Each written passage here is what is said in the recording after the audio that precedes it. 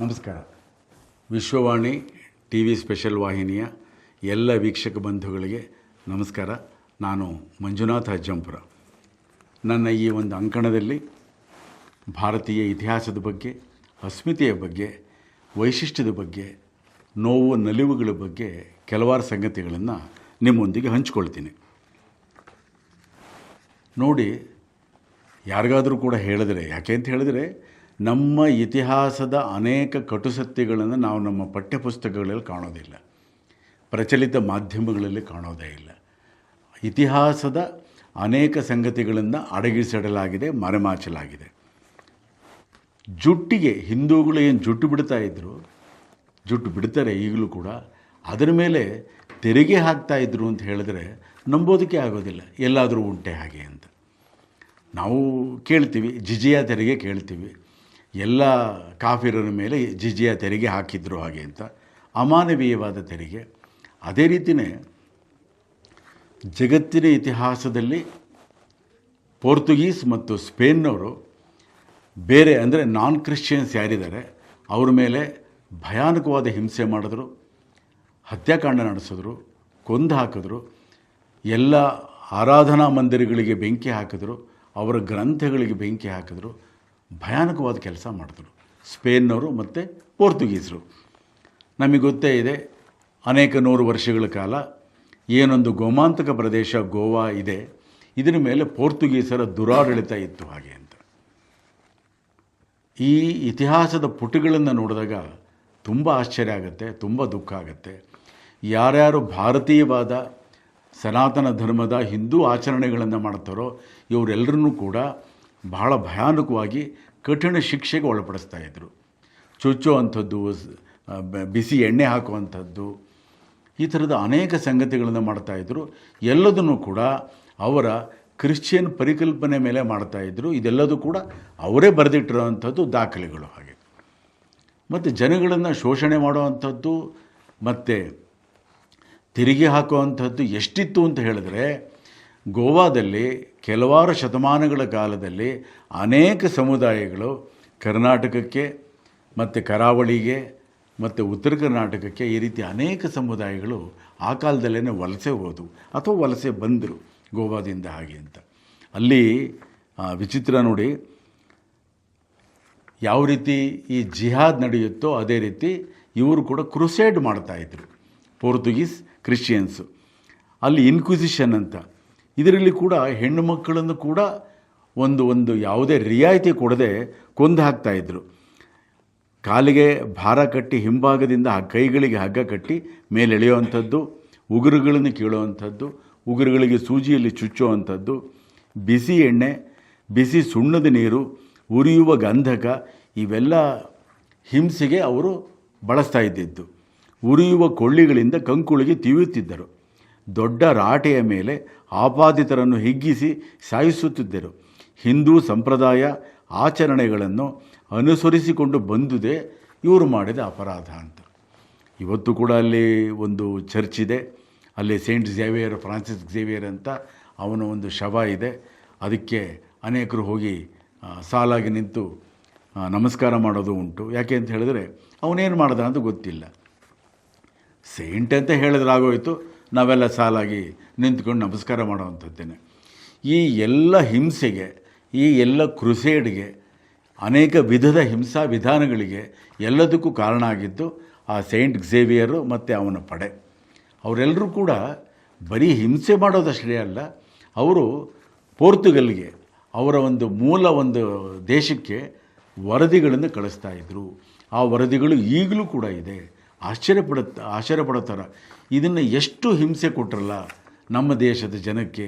ಯಾರು ವಿದೇಶಿಯರಿಂದ ಬಂದರೋ ಇವರಿಗೆ ಆಧರಿಸಿದ್ರೋ, ಇವರಿಗೆ ಒಂದು ಮಾರುಕಟ್ಟೆಗೆ ಅವಕಾಶ ಮಾಡಿಕೊಟ್ರೋ, ಇವರಿಗೆ ಕೋಟೆಗಳನ್ನು ಕಟ್ಟೋದಕ್ಕೆ ಅವಕಾಶ ಮಾಡಿಕೊಟ್ರೋ, ಅವರೆಲ್ಲರೂ ಕೂಡ ಅವರು ಕತ್ತರಿಸಿ ಹಾಕಿದ್ರು, ಬಲವಂತದ ಮತಾಂತರಕ್ಕೆ ಪ್ರಯತ್ನ ಪಟ್ಟರು, ಹಿಂಸೆ ಕೊಟ್ಟರು. ಇದರಲ್ಲಿ ಒಂದು ಅಂತ ಹೇಳಿದ್ರೆ, ಇದರಲ್ಲಿ ಈ ದಾಖಲೆಗಳನ್ನು ನಿಮಗೆ ಯಾಕೆ ಹೇಳ್ತೀನಿ ಅಂತಂದರೆ, ಪ್ರತಿಯೊಂದು ಸಾಲು, ಪ್ರತಿಯೊಂದು ಮಾಹಿತಿ ಕೂಡ ಸಾಕ್ಷ್ಯಾಧಾರಗಳು ಇರೋವಂಥದ್ದು ಹಾಗೆ ಅಂತ. 1972ರಲ್ಲಿ ಪಣಜಿನಲ್ಲಿ ಒಬ್ಬರು ಒಂದು ಪುಸ್ತಕವನ್ನು ಪ್ರಕಟ ಮಾಡಿದ್ರು, ವಿ ಟಿ ಗುಣೆ ಅಂತ. A detailed subject index and A table of contents in brief ಅಂತ. ಈ ಒಂದು ಗ್ರಂಥವನ್ನು ನೋಡಿದಾಗ, ಅವಲೋಕನ ಮಾಡಿದಾಗ, ಅಧ್ಯಯನ ಮಾಡಿದಾಗ ಆಶ್ಚರ್ಯ ಆಗುತ್ತೆ. ಆಗ 17ನೇ ಶತಮಾನದಲ್ಲಿ ಪೋರ್ಚುಗೀಸರಿಗೆ ದುಡ್ಡು ಸಾಲದೆ ಹೋಯಿತು. ಹಾಗೆ ಅನ್ನೋ ಕಾರಣಕ್ಕೆ ಅವರು ಇಲ್ಲಿದ್ದು ದೋಚುತ್ತಾ ಇದ್ದರು, ಅಲ್ಲಿಗೂ ಕಳಿಸ್ತಾ ಇದ್ದರು ಪೋರ್ಚುಗಲ್ಗೆ. ಹಿಂದೂಗಳಿಗೆ ಜುಟ್ಟಿನ ಮೇಲೆ ತೆರಿಗೆ ಹಾಕಬೇಕು ಹಾಗೆ ಅಂತ. ಯಾವುದೋ ಒಂದೋ ಎರಡಲ್ಲ, ಅನೇಕ ಸಮುದಾಯಗಳು ಗಂಡಸರಿ ರೀತಿ ಜುಟ್ಟು ಬಿಡ್ತಾ ಇದ್ದರು, ಅವರಿಗೆ ತೆರಿಗೆ ಹಾಕಬೇಕು ಹಾಗೆ ಅಂತ. ತೆರಿಗೆನ ಹಾಕಿದ್ರೂ ಕೂಡ ನೋಡಿ, ಜಿಜಿಯಾ ತೆರಿಗೆ ಆಗಲಿ, ಈ ಜುಟ್ಟಿನ ತೆರಿಗೆ ಆಗಲಿ ಯಾವ ರೀತಿ ಅಂತ ಹೇಳಿದ್ರೆ, ಕೆಲವರಿಗೆ ಅಲ್ಪರಿಗೆ ಆ ಅಧಿಕಾರವನ್ನು ಕೊಡ್ತಾರೆ, ಅವರು ದೋಚೋದಕ್ಕೆ ಪ್ರಾರಂಭ ಮಾಡ್ತಾರೆ. ಏನೊಂದು ಕಾನೂನು ಮಾಡ್ತಾರೆ, ಈ ರೀತಿ ಇಷ್ಟು ತೆರಿಗೆ ವಿಧಿಸಬೇಕು ಅಂತ, ಅದಕ್ಕಿಂತ ಜಾಸ್ತಿ ಮಾಡ್ತಾರೆ. ಈ ಉದಾಹರಣೆಗಳನ್ನು ಕೂಡ ನಾವು ಈ ಗ್ರಂಥದಲ್ಲಿ, ಈ ಪುರಾವೆಗಳನ್ನು ಕೂಡ ನಾವು ನೋಡ್ಬೋದು. ಸಣ್ಣ ವ್ಯಾಪಾರಿಗಳು, ಅಕ್ಕಸಾಲಿಗರು 3 ಜೆರಾಫಿನ್ ಅಂತ, ಅದು ಜೆರಾಫಿನ್ ಅಂತ ಹೇಳಿದರೆ ಪೋರ್ಚುಗೀಸರ ನಾಣ್ಯ, ಅಷ್ಟನ್ನು ಕೊಡಬೇಕು ಹಾಗೆ ಅಂತ. ಸಗಟು ವ್ಯಾಪಾರಿಗಳು 5 ಜೆರಾಫಿನ್ ಕೊಡಬೇಕು, ಉಳಿದವರು 2 ಜೆರಾಫಿನ್ ತೆರಿಗೆ ಕಟ್ಟಬೇಕು. ಯಾರು? ಈ ಜುಟ್ಟು ಬಿಟ್ಟವರು ಹಾಗೆ ಅಂತ. ಇಷ್ಟು ವಿಚಿತ್ರ ಇದು. ಆದರೆ ಆ ಜನಗಳೇನು ಮಾಡಿದ್ರು, ಯಾರ್ಯಾರು ತೆರಿಗೆದಾರರಿದ್ರಲ್ಲ ಅವರು ಪಟ್ಟಿ ಮಾಡ್ಕೊಳ್ತಾರೆ, ಅನಂತರ ವಸೂಲಿ ಮಾಡ್ತಾರೆ. ಎಷ್ಟು ಅಂತಂದರೆ ಆಶ್ಚರ್ಯ ಆಗುತ್ತೆ. ಆ ಒಂದು ಜೆರಾಫಿನ್ 2, 3, 5 ಈ ರೀತಿ ಒಂದು ನಿಗದಿಪಡಿಸಿದ್ರು. ಕೆಲವು ಕಡೆ 50, 100 ಜೆರಾಫಿನ್ಗಳನ್ನು ಕಿತ್ಕೊಳ್ತಾ ಇದ್ದರು. ಅಂದರೆ ಈ ತೆರಿಗೆ ಹಾಕಿರೋದೇ ಭಯಾನಕವಾದ್ದು, ಎಲ್ಲೂ ನಾವು ಕೇಳಿರೋಕ್ಕೆ ಸಾಧ್ಯ ಇಲ್ಲ ಆ ರೀತಿ ಈ ಜುಟ್ಟಿನ ತೆರಿಗೆ. ಅದ್ರ ಜೊತೆಯಲ್ಲಿ 1ಕ್ಕೆ 2ರಷ್ಟು 10ರಷ್ಟು ಈ ತೆರಿಗೆ ಹಾಕ್ಬಿಟ್ಟು ಕಿತ್ಕೊಳ್ಳೋ ಅಂಥದ್ದು. ಅಕ್ಷರಶಃ ಡಕಾಯಿತಿ. ಮತ್ತು ಅದಕ್ಕಿಂತ ಹೆಚ್ಚು ದೈಹಿಕವಾಗಿ ಹಿಂಸೆ ಕೊಡುವಂಥದ್ದು. ಮತ್ತು ಭಾರತೀಯರು ಯಾರೂ ಕೂಡ ಪೂಜೆಗಳನ್ನು ಮಾಡಬಾರದು, ತುಳಸಿ ಕಟ್ಟೆ ಇಟ್ಕೋಬಾರದು, ಬಳೆ ಹಾಕ್ಕೋಬಾರದು, ಹೆಣ್ಮಕ್ಕಳು ಕುಂಕುಮ ಇಟ್ಕೋಬಾರದು, ಈ ಥರದ್ದು ಅನೇಕ ಸಂಗತಿಗಳನ್ನು ಮಾಡಿದ್ರು. ಮತ್ತು ಎಷ್ಟು ಅಂತ ಹೇಳಿದ್ರೆ, ಬಲವಂತದ ಮತಾಂತರ ಮಾಡ್ತಾ ಇದ್ರಲ್ಲ, ಆ ಮತಾಂತರ ಮಾಡಿದ ಮೇಲೆ ಆ ಮತಾಂತರದ್ದು ಕೂಡ ಬಹಳ ಅವಮಾನ ಆಗೋ ಥರದ್ದೆಲ್ಲ ಒಂದು ಪ್ರಕ್ರಿಯೆ ಮಾಡ್ತಾಯಿದ್ರು. ಅವರ ಜುಟ್ಟುಗಳನ್ನು ಕತ್ತರಿಸೋದು ಅಷ್ಟೇ ಅಲ್ಲ, ಒಂದು ಮರದ ಹತ್ರ ಹೋಗಿ ಅದಕ್ಕೆಲ್ಲರೂ ಕೂಡ ಉಗಿಯುವಂಥದ್ದು. ಯಾರು ಭಾರತೀಯರಿದ್ದರೂ ಅವರಿಗೆ ಗೋವು ಬಹಳ ಪವಿತ್ರವಾದ್ದು. ಆ ಗೋಮಾಂಸವನ್ನು ಬಲವಂತವಾಗಿ ತಿನ್ನಿಸುವಂಥದ್ದು. ಈ ಎಲ್ಲ ವಿವರಗಳನ್ನು ಕೂಡ ಈ ಗ್ರಂಥಗಳಲ್ಲಿ ನೋಡಬಹುದು. ಅವನು ಬ್ಯಾಪ್ಟೈಸ್ ಆಗೋದ್ರೆ ಕ್ರಿಶ್ಚಿಯನ್ನಾಗಿ ಬ್ಯಾಪ್ಟೈಸ್ ಆಗೋವಂಥ ಒಂದು ಪ್ರಕ್ರಿಯೆ ನಡೆಯುತ್ತೆ. ಆಗ ಅವನ ತಲೆಯನ್ನು ಬೋಳಿಸ್ತಾ ಇದ್ದರು. ಈ ವಿಗ್ರಹಾರಾಧನೆ ಮಾಡ್ತಾ ಇದ್ದಾರೆ ಅನ್ನೋ ಕಾರಣಕ್ಕೆ ಇಸ್ಲಾಂ ಮತ್ತು ಕ್ರಿಶ್ಚಿಯಾನಿಟಿ ವಿಗ್ರಹಾರಾಧನೆಯನ್ನು ಖಂಡಿಸುತ್ತೆ ಮತ್ತು ದ್ವೇಷಿಸುತ್ತವೆ. ಹಾಗಾಗಿ ಅವರಿಗೆ ಬಲವಂತವಾಗಿ ಎಲ್ಲರೆದುರಿಗೆ ಅವರಿಗೆ ಗೋಮಾಂಸವನ್ನು ತಿನ್ನಿಸ್ತಾ ಇದ್ದರು ಹಾಗೆ ಅಂತ. ಆದರೆ ಎಷ್ಟು ಭಯಾನಕ ಅಂತ ಹೇಳಿದ್ರೆ, ಇವರೆಲ್ಲ ಏನು ನೀಚರಿದ್ದಾರೆ, ಇವರ ವ್ಯತಿರಿಕ್ತವಾದ ಸುಳ್ಳು ಚಿತ್ರಗಳಿಂದ ನಾವು ನೋಡಬಹುದು. ಅನೇಕ ಪುಸ್ತಕಗಳಲ್ಲಿ ಹಿಂದೆ ಇತ್ತು, ಏನು ಭಾರತವನ್ನು ಕಂಡು ಹಿಡಿದವರು ಯಾರು? ವಾಸ್ಕೋ ಡ ಗಾಮ ಹಾಗೆ ಅಂತ.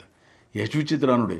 ಇವರೆಲ್ಲ ಇಲ್ಲಿ ಬಂದರು, ಲೂಟಿ ಮಾಡಿದ್ರು, ಬಲವಂತದ ಮತಾಂತರಗಳನ್ನು ಮಾಡಿದ್ರು, ಹಿಂಸೆ ಕೊಟ್ಟರು, ಅಮಾನವೀಯವಾದ ತೆರಿಗೆಗಳನ್ನು ಹಾಕಿದ್ರು, ಜುಟ್ಟಿಗೂ ತೆರಿಗೆ ಹಾಕಿದ್ರು. ಆದರೆ ವಾಸ್ಕೋ ಡ ಗಾಮ ಭಾರತವನ್ನು ಕಂಡುಹಿಡಿದ ಅಂತ. 16,000 ವರ್ಷಗಳ ಅದ್ಭುತವಾದ ಭಾರತವನ್ನು ಇವನು 525 ವರ್ಷಗಳ ಹಿಂದೆ ಕಂಡುಹಿಡಿದ ಹಾಗೆ ಅಂತ.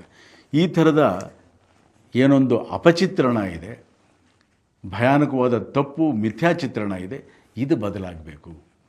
ಸರಿಯಾದ ನಿಜವಾದ ದಾಖಲೆಗಳ ಆಧಾರದ ಮೇಲೆ ನಿಜವಾದ ಇತಿಹಾಸವನ್ನು ನಾವು ಓದೋ ಥರ ಆಗಬೇಕು.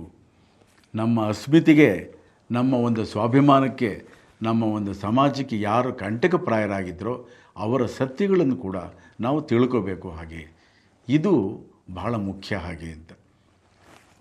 ನಮಸ್ಕಾರ ಬಂಧುಗಳೇ. ಇಂಟ್ರೆಸ್ಟಿಂಗ್ ಮತ್ತು ಇನ್ಫಾರ್ಮೇಟಿವ್ ವಿಡಿಯೋಗಳನ್ನು ಮಿಸ್ ಮಾಡ್ಕೋಬೇಡಿ. ಈಗಲೇ ಸಬ್ಸ್ಕ್ರೈಬ್ ಮಾಡಿ.